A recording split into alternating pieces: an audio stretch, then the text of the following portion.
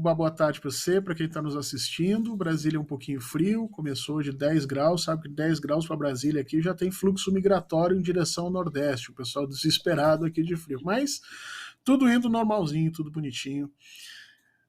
E esperando para ver se a gente consegue fazer essa mesma posição, essa mesma ideia no restante do Brasil. Tudo bonitinho, tudo andando como o presidente quer, né? A obra do PAC, então, sendo anunciada, né, os investimentos, buscando investimentos, as coisas começando a rolar, e a gente tem uma semana bastante importante no Congresso em relação às pautas econômicas, né? A gente tem a Câmara reanalisando o arcabouço fiscal, depois de algumas mudanças feitas no Senado, a gente tem essa questão da reforma tributária. Aliás, eu vi hoje Fernando Haddad falando sobre a reforma tributária, e ele diz que há uma janela neste momento para se discutir esse tema e se votar uma reforma tributária. Se não fosse aproveitada essa janela, sei lá, só daqui a 10 anos esse tema poderia voltar a ser debatido. E eu quero saber como que você vê, porque até pouco tempo atrás a gente discutia essa questão do Congresso e as relações com o governo, e parece que isso é uma questão que foi apaziguada, né? Fernando Haddad é muito bem visto em relação às articulações que tem feito ali para fazer passar as pautas econômicas, né? Como que você tem visto essa relação neste momento? Então, Thalita, primeiro assim, a fala do presidente sobre a construção é muito boa porque ela traz de volta uma coisa importante que é o conteúdo nacional, que era uma característica dos governos do PT e que o presidente volta a sinalizar, né? A ideia que ele dá ali de dizer, olha, é uma vergonha que a gente esteja importando determinadas partes ali da ferrovia e que não possa fazer em território nacional é uma vergonha, né? Então, de alguma maneira, isso é muito interessante, a gente perceber como o presidente continua dando importância para essa questão de conteúdo nacional, como chama todos os temas para o processo do desenvolvimento. Isso se liga efetivamente à postura do Fernando Haddad, quer dizer, o ministro da Economia, ele lê esse momento como uma possibilidade de um líder forte, com uma capacidade de empreendimento, tanto política quanto efetivamente econômica, bastante grande. Nós estamos nos recuperando de um período numa questão econômica também complicada, quer dizer, o Brasil começa a respirar, né? E nós temos aí um acordo com o Arthur Lira, ao que tudo indica, que até o final da semana essa questão deve ser votada. Então eu tenho a impressão que o ministro Haddad se refere exatamente à conjunção desses três fatores, né? Nós temos um líder no executivo, um líder no legislativo, pelo menos no que tange à Câmara, com interesses efetivos de promover essas transformações. É essa a janela que eu imagino que ele esteja se referindo. Isso é bom, é necessário que o Brasil reforme seu sistema tributário, é necessário que o Brasil aprenda a cobrar melhor os seus impostos, de quem, de que forma. O problema é que, dentro da perspectiva do Lira, isso tudo deve acontecer, todas as discussões a respeito disso devem acontecer até sexta. Ele declarou isso, acho que ontem ou hoje. E eu, sinceramente, tenho dúvida se a gente vai conseguir colocar todos os atores comprometidos nesse processo, estados, municípios, empresas, sistema bancário, né? Se nós vamos conseguir botar toda essa gente junto a discutir por uma semana. O Lira, inclusive, deu uma declaração dizendo que gostaria que os governadores viessem a Brasília nessa semana, quase como dizendo assim, olha, é agora ou vocês vão ficar sem discutir. E essa é uma postura que chama atenção. Eu não sei se é uma vontade imensa do Lira de mostrar serviço para o governo, ou seja, veja, vamos votar e vocês vão ver como eu funciono, ou se na realidade tem alguma questão aí, inclusive para tratar uma situação tão complexa de uma forma tão assodada para que eventualmente não se consiga chegar a nenhum acordo. Vamos esperar para ver como é que isso termina. Mas que com certeza há uma janela, eu não sei se ela está aberta ou fechada. E essa movimentação no Congresso referente a questões econômicas, essa ação de Lula agora, fazendo essa inauguração em relação ao PAC, tudo vai de encontro também com uma pesquisa que a gente comentava na semana passada, que fala sobre o que as pessoas têm achado do governo Lula, né? E à medida que a economia melhora, as pessoas passam a aceitar, é claro, melhor o presidente. E ele precisa dessa aprovação, né? Até tendo em vista, de repente, um próximo mandato. A economia é de fato essencial nesse sentido, Fernando?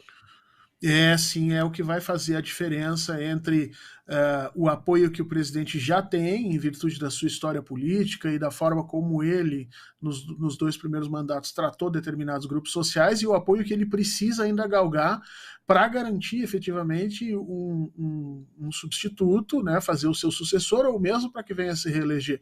A economia aqui está sendo essencial nesse processo, e indiscutivelmente ela é que vai dar o quanto de capital político o presidente Lula pode amealhar nos próximos meses. E por isso que isso é vital. O presidente tem se colocado muito claramente disso, seja batalhando contra os juros no Banco Central, seja nesses processos de rearticulação dos grandes programas de governo, ou mesmo nessa ideia de reindustrialização que ele está tentando colocar em prática. É vital que isso aconteça. Vamos ver se o Lira vai querer ser um agente partícipe e parceiro nesse processo, ou se vai tomar uma atitude semelhante à do Campos Neto, de ser um sabotador geral, um boicotador geral nessa situação toda. E aí, qual vai ser a força do governo caso o Lira não consiga entregar aquilo que efetivamente ele está prometendo? Então, essas são questões que a gente vai ter que avaliar nas próximas semanas, porque a janela, como você bem lembrou, ela vai fechando, né? Se o presidente não conseguir mobilizar efetivamente todos os recursos da economia num período muito próximo, talvez impacte muito já nas eleições de 2024 e alguma coisa nas eleições de 2026. Eu sei que ainda é até cedo para falar sobre isso tudo, mas existe essa brincadeira de que a próxima eleição começa quando o mandato começa também, né? Essa relação de Lula com um próximo mandato, né? Porque teve uma fala que a gente ressaltou dele num evento que ele estava lá na França, naquele evento em que ele discutiu meio ambiente na França, e ele dizia o seguinte, que a gente vai entregar, ele falou assim, eu vou entregar desmatamento zero na Amazônia em 2026 para vocês, em 2030. Ai, não 30. lembro agora. Mas ele dá a entender que ele vai concorrer e vai ganhar a próxima eleição. Enfim, e ele já tinha dito que não sabia se isso aconteceria, né? Que era uma dúvida se ele se concorreria novamente. Como que você vê essa possibilidade nesse momento, Fernando? É claro, tem muita coisa para acontecer, mas nesse momento... Eu acho que o presidente ele fala em termos de Brasil. Ele diz que o Brasil vai entregar um desmatamento zero até 2030. Quer dizer, ele está obrigando o seu sucessor nesse processo. Então pode ser lido como uma espécie de, olha, eu vou me candidatar e vou me reeleger, ou pode ser lida como uma espécie de pressão política que ele está colocando no futuro, né? Dizendo, olha, quem quer que seja que se eleja a partir de 2026 saiba que há um acordo, há um contrato, há uma exigência que eu assumi de que o desmatamento caia a zero até 2030. Então essa situação, eu acho que não é fruto de uma vontade, vamos dizer assim, translocada do presidente, não, mas sim de colocar pressão no seu sucessor, ainda que esse sucessor possa ser ele mesmo. Eu acho que hoje ele é a figura que reúne as condições para o processo de reeleição. Claro que tudo vai depender de como o Biden vai gerenciar isso nos Estados Unidos. Quer dizer, o Joe Biden também está tentando uma reeleição, também é um presidente com uma idade já um pouco mais avançada, e nos Estados Unidos ele dá sinais de que talvez não aguente fisicamente isso. Então, o que quer que aconteça com o Joe Biden nos Estados Unidos no ano que vem, vai ser essencial para o presidente poder pensar e organizar como ele vai levar esse processo de reeleição. Mesmo que ele esteja no auge das suas condições, como me parece que está, Thalita, eu cada dia fico mais envergonhado, inclusive, esses dias ele estava dizendo que ele levantava às 5 horas da manhã para correr, e eu fico pensando que 5 horas da manhã eu não corro nem em sonho, eu já estou cansado. Então, assim, mesmo que ele esteja no auge, ele vai ter que medir como é que a sociedade vai verificar ele nesse processo. Agora, sendo ou não sendo ele está muito correto em não abrir essa discussão nesse momento, porque o governo precisa andar em sinergia e conjunto por maior parte do tempo possível. Se ele disser que não vai, imediatamente você sabe que os canhões da mídia corporativa e de todas as estruturas políticas brasileiras vão se voltar futuramente aos futuros candidatos, e a gente não sabe efetivamente como é que isso termina. Então, o presidente faz certo em chamar isso para ele e acobertar todo mundo com um grande processo de defesa, dizendo, olha, se vocês bobearem, e vou eu mesmo, porque estou aqui fazendo balãozinho, jogando, cruzando, batendo escanteio, cabeceando junto, então é comigo. E nessa corrida eleitoral, qual o impacto da inelegibilidade de Jair Bolsonaro? E é maravilhosa para a direita, né? A direita está feliz, o Tarcísio e o Valdemar da Costa Neto abriram champanhe depois da inelegibilidade de Jair Bolsonaro, porque a figura é tudo que eles querem os votos de Bolsonaro sem o Bolsonaro, quer dizer, o Bolsonaro é um problema, a sua atitude autoritária, a sua incapacidade de gestão, a sua falta de empatia para compreender as estruturas políticas, isso tudo atrapalha muito ali. Agora, o importante para essas duas figuras, tanto o Tarcísio quanto o Valdemar, é que eles consigam manter Jair Bolsonaro funcionando como um catalisador de votos, em silêncio, martirizado, num cantinho, protegido de alguma maneira, né? E com capacidade de movimentar os votos que são dele ou que foram dele para outros candidatos. Eu não sei se vão conseguir, porque essa é uma situação que não é simples. O fascismo, as estruturas fascistas, elas são muito personalistas, para o bem e para o mal. Para o bem no sentido de que são capazes de fazer figuras políticas da noite para o dia, mas para o mal porque elas não conseguem se desfazer muito dessas relações quando a política precisa de novos ares, né? Então, eu tenho a impressão que a inelegibilidade de Jair Bolsonaro foi muito comemorada, foi mais comemorada, eu acho que na direita do que na esquerda, excetuando-se a família de Jair Bolsonaro e, obviamente, seu círculo mais próximo, o resto das pessoas estão todas muito tranquilas e muito felizes, menos um problema que eles terão que enfrentar a partir do momento em que Jair Bolsonaro não pode mais se candidatar. Perfeito. Fernando, na semana passada a gente comentou um pouquinho sobre essa questão da CPMI, dos atos golpistas, e você fez uma crítica, então, falando sobre a atuação da base governista ali na CPMI. Mudou alguma coisa nessa última semana? A gente teve alguns depoimentos importantes, né, na semana passada, e a gente tem essa postergado, atrasado, né, o depoimento de Mauro Cid, que também vai ser essencial para, de repente, montar o quebra-cabeça. Isso se ele resolver falar, porque ele tem direito a permanecer em silêncio também, né? Eu acho que ele não fala, não, ele é peça importante, e ele assumiu um acordo com o Exército garante a ele, a esposa dele, aos filhos dele, a proteção financeira, institucional, o que quer que aconteça com o Cid. Em troca, o Cid se cala, porque efetivamente me parece que ele é um dos arquivos vivos mais importantes ali. Então eu tenho a impressão que ele não deve falar. Se ele falar, vai falar coisas muito comezinhas e de preferência para ser usadas aí nas redes sociais da direita. Eu acho que nós continuamos com um problema nessa área. Eu tenho a impressão que as coisas não têm modificado muito. Nós estamos, alguns dos nossos parlamentares que estão ali não estão preparados para estar ali. Muitas vezes a impressão que eu tenho é que eles estão sendo brifados todos juntos por uma mesma equipe, e isso não é bom, porque a ideia de uma CPI é que você possa criar estratégias de inquirição, né, de busca de informações diferentes conforme os grupos que estiverem ali colocados. Então, se nós temos 10, 12 deputados, que cada um construa a sua forma de encarar aquele problema, de buscar aquelas informações, a impressão que a gente tem é que eles estão trabalhando mais ou menos juntos, e daí eles acabam apresentando os mesmos problemas e os mesmos pontos fortes, e isso não nos favorece, né? Então vamos ver se essa semana começa um pouco diferente, porque o governo precisa dar um andamento melhor a essa questão, na medida em que Jair Bolsonaro precisa, depois de ser inelegível, realmente pagar pelos crimes que cometeu. É necessário que ele venha efetivamente a ser processado e, se tudo der certo, se a justiça acima decidir, ser preso pelos crimes que cometeu. E isso é muito importante, a CPI está aí para colocar nisso. De alguma maneira, há uma certa vitória moral da oposição ao não conseguir que o governo encontre provas cabais sobre os absurdos de Jair Bolsonaro. Perfeito. Ponto alto da semana, depois eu quero discutir cenário internacional, mas ponto alto da semana aqui no Brasil, pelo menos. É a sexta-feira do Lira, né? O Lira dando depoimento diz que vai votar tudo, quer dizer, tudo que não se votou nos últimos 30 anos no Brasil, porque nós temos projetos de modificação tributária no Brasil faz mais de 30 anos. E o Lira bateu na mesa e disse: quer saber, nós vamos votar tudo até sexta, e os governadores que venham a Brasília, se quiserem ser ouvidos, a Câmara está aí para ouvir. Agora, se passar de sexta, não vai adiantar mais. Eu achei de uma coragem bastante singular. Vamos ver se é uma coragem para o bem ou para o mal, se até sexta isso tudo se acerta, e se acerta na condição em que o governo imagina que seja bom para o país. Bacana, vamos ficar de olho. Agora, cenário internacional. Fernando, a França pegando fogo, literalmente. O que acontece por lá? Quais as expectativas em relação a esses protestos? Conta pra gente. Está acontecendo na França uma coisa muito parecida que aconteceu em 2013 no Brasil. Quer dizer, houve uma indignação imediata com o assassinato de um jovem negro por parte de um policial.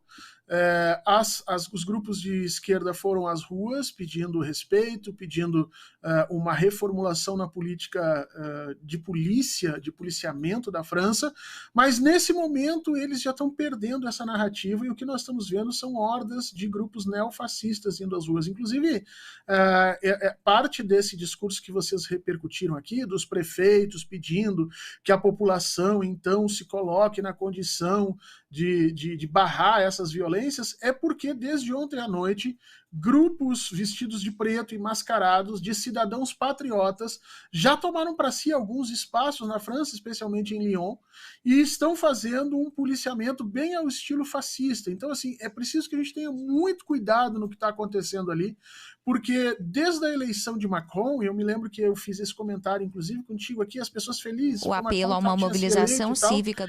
E eu ainda, na época, pensei e digo assim, olha, não é bem assim, quer dizer, a eleição do Macron foi para barrar a Marine Le Pen. Então não é uma eleição positiva em que as pessoas acreditem que o Macron pode trazer alguma coisa boa para a França, mas é exatamente o menos pior, e o menos pior ele descontenta os dois lados, né? Então nós temos hoje na França exatamente a mesma discussão que nós tínhamos em 2013, quem vai sair vencedor dos protestos de rua? Será que as pautas progressistas vão fazer Macron ir à direita, mais à esquerda, ou será que nós vamos ter os grupos de Marine Le Pen se adonando desse processo e reconstruindo uma ideia de nação patriótica? Porque muitos desses prefeitos, viu, Thalita, estão colocando a culpa das violências que estão lá acontecendo na França, nos grupos de imigrantes, quer dizer, acionando as pautas que estão na boca da direita, aliás. Então, é preciso ter um pouco de cuidado com o que está acontecendo lá, para a gente não acabar não caindo na mesma armadilha que caímos aqui em 2013, onde a gente foi para a rua acreditando que era por uma questão de passe livre e terminou no impeachment da presidenta, que naquela época, quando os protestos começaram, tinha mais de 80% de aprovação. Então, a gente tem que tomar um certo cuidado na hora de olhar essa situação. Eu não lembro com quem eu conversava sobre França recentemente aqui no programa, mas que comentou, inclusive, que se as eleições na França fossem hoje, Le Pen venceria, porque ela está muito forte ali no país. É a figura política que mais tem ganho com a deterioração do Macron. É muito característico isso, né? Estruturas neoliberais que degeneram rapidamente para um apoio político fascista, especificamente a partir do momento em que a esquerda não consegue se organizar nas ruas, né? Então isso está acontecendo, Le Pen é o grande nome e isso ajudaria, obviamente, a Rússia, porque ela tem ligações muito próximas com o Putin, talvez resolvesse um pouco a questão do conflito da guerra, mas traria para o mundo uma situação desesperadora, porque se você tiver Le Pen e Trump nos Estados Unidos, a gente começa a ter que olhar essa situação com mais cuidado ali na frente. Internacionalmente também tem uma questão do Brasil assumindo o Mercosul amanhã, né, a presidência do Mercosul, e a gente sabe que está em pauta essa discussão do Mercosul, acordo com a União Europeia, que você já comentou aqui para a gente, não ser benéfico aqui para o país. Tanto o Brasil quanto a Argentina, inclusive, parecem querer fazer o acordo, mas mudar algumas questões ali colocadas pela União Europeia, né? A Argentina tem maior interesse em fazer o acordo. A Argentina não tem uma indústria forte ou minimamente forte que nem tem o Brasil, e ela poderia comprar produtos europeus a um valor mais baixo. Hoje ela compra do Brasil, poderia comprar da Europa. Então a Argentina tem muito interesse, o Brasil não tem. Só que nesse acordo que nós tivemos na semana passada entre o presidente brasileiro e o presidente argentino, lembra que nós recebemos ele, houve todo um... Pois é, eu acho que ali se acertou alguma coisa nesse sentido, de que o Mercosul vai manter uma postura mais ou menos unida, de que ou a União Europeia reformula os termos daquele acordo proposto ou não vai ser aceito.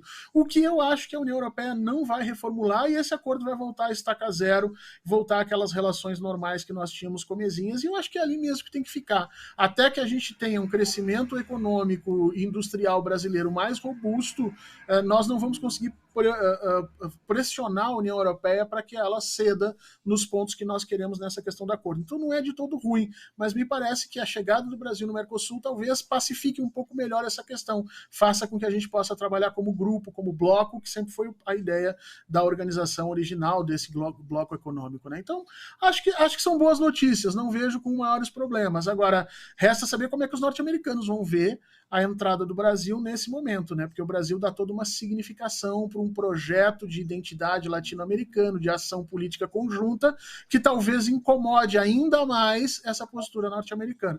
Vamos ver como é que isso se organiza nos próximos meses. Para finalizar, ponto alto internacionalmente, tem algum de destaque? Eu acho que é a solução dessa questão da França. O Macron ele não tem como segurar isso por muito tempo. A França está... A informação que a gente tem é que estão atacando prédios públicos, queimando prédios públicos, e agora já passaram por cima dos símbolos da República, né?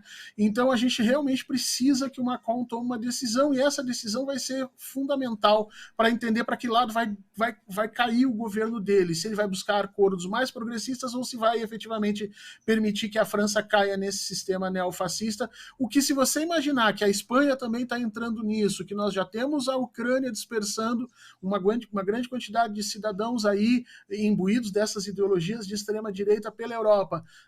Não é bonito, não, esse cenário, viu, Thalita? Difícil, né? A gente vai ficar de olho, então, na situação da França também. Fernando, sempre muito bom conversar com você. Uma ótima semana por aí. Um beijo grande. Até segunda. Obrigado, um beijo para todo mundo. Até segunda.